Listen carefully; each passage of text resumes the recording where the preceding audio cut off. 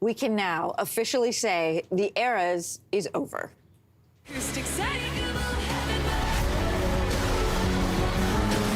After nearly 2 years, 5 continents, 19 countries, 54 cities, and 149 shows, Taylor Swift has wrapped her Eras Tour in Vancouver.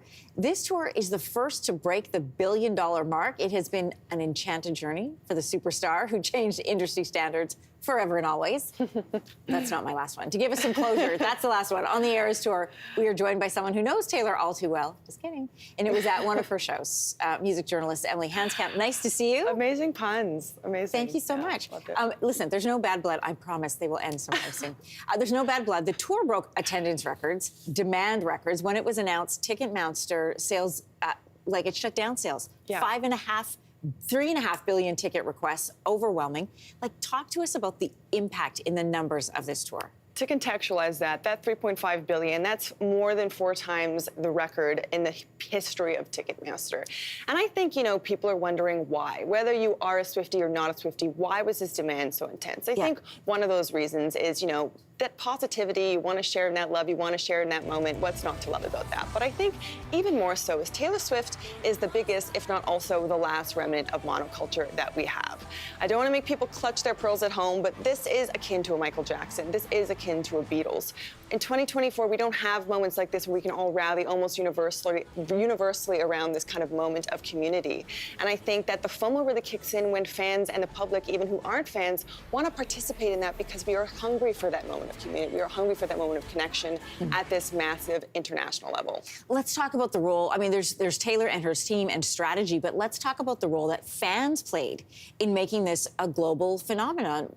I mean, you just saw it, the sharing of the bracelets, the yelling of things at the concerts. That's all fan-driven. I'm so happy you're asking about that because I went and I covered the Eras Tour as a journalist, and one of the things that really stuck with me, other than the fact that Taylor Swift does not sweat, and I mean it all, is when I looked around at the fans, they made me so emotional because of the power that they had, the community they had built among themselves. I mean, they have created micro-economies among themselves, exchanging tickets for accommodation, for flights.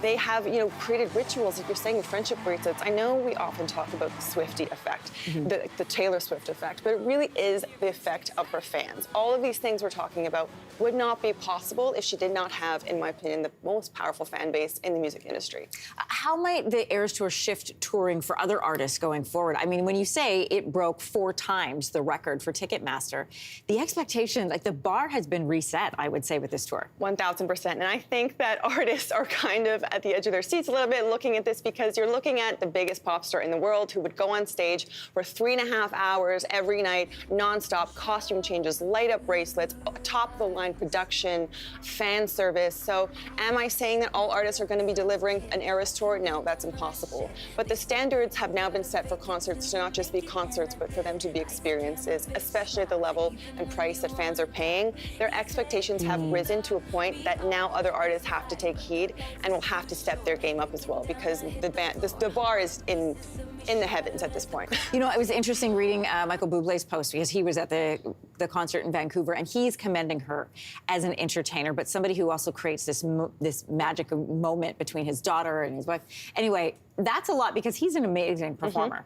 Incredible performer. Yeah. I mean, for everyone, she's become the golden standard, as a performer. Swiftomics, let's talk about those. What kind of economic bump did Taylor Swift create? I mean, we're still kind of calculating, but estimates are saying that all told, the total gross of this tour will be, some are saying 2.2 billion US, others saying around 2.6.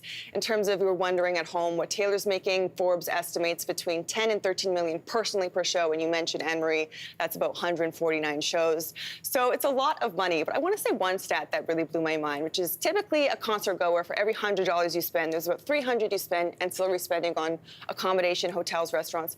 For Swifties, that number is between $1,300 to $1,500, which is why we saw, Toronto make $282 million. LA County's GDP went up $320 million. In New Orleans, the Swiftonomic impact was about $500 million. So it's no wonder that she's created a sort of micro-traveling economy all of her own. It's unbelievable.